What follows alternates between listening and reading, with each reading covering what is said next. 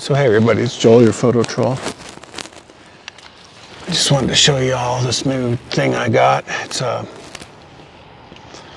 400mm f/6 manual focus lens. So it's really old school. It's got a fixed focal length and manual focus. So you change your aperture, and it goes from f/6 all the way to f/32, but you'd never use f/32. There's never enough light for one thing, but you don't want to stop down too much because it causes problems with your image quality, so you want to keep it about 16, 11. I've been running it, I think I'll run it at f11, but I've always wanted a long telephoto lens, and I just couldn't justify the $3,600 that they want for that 500 PF. It's a 500mm that's about the same size as this 400, I'd say. Maybe a little lighter, and it's got the new technology, but it's no faster.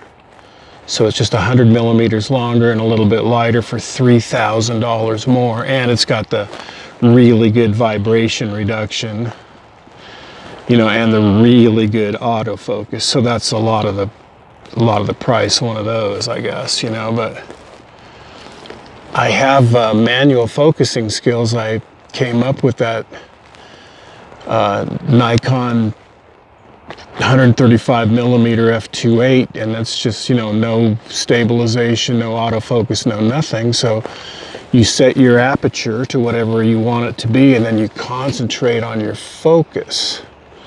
So I'd be on, and I'd just be concentrating on my focus, and as soon as I got my shot the way I wanted to, boom. And so it's like I can still do that with the digital camera, but the really awesome thing with the digital camera is you get the instant feedback. I can take a picture of something. I'm going to take a picture of this. Everything's too close because I'm just a massive telescope.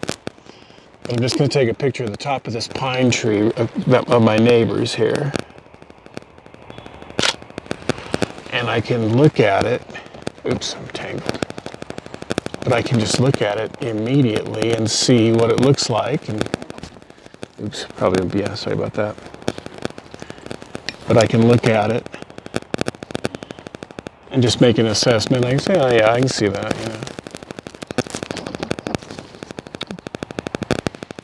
But anyway, so I paid about $500 for this thing, and I don't know what it costs new. It had to be $1,600. I should look that up because maybe I got it through KEH Camera, and they had one in excellent condition for $600, this one. And then they had one in ugly condition for $318 or something. And I was like, God, for the extra $200, let's just get the beautiful one with no problems. This thing's gonna last forever. I might, I don't know, trade this in on a 200 to 500 or something. I'm starting to see the value in that super fast autofocus, but I'm also starting to see the value in this just prime quality that you get out of this thing. It's just like the pictures just have a little better detail and sharpness and things like that when you get everything right. You really have to. I notice when I get tired with this, I start moving it around. I can't take any more pictures with it, and where with my 70 to 300 with that vibration reduction, man, you just press it down and just all that motion of you doing this just goes away, and you're like, oh, okay, I can see exactly. It's just so useful for video, where you can just stabilize it and hold it. The video from this would just be annoying if you weren't on a tripod. I'd have to just draw some kind of like Shaolin power to hold this steady while shooting video. But anyway, this is just one in a series I'm going to make about this guy, and hopefully I'll show you some pictures that I've taken with it and my journey. I have to relearn my manual focus skills and relearn my super telephoto skills. I've never had a lens this long. So I keep setting up too close to things and then looking at it through the lens and being like, oh geez, I got to get twice as far away, you know? So anyway, I just thought I'd let you know that I had bought this used, and man, talk about a solid machine.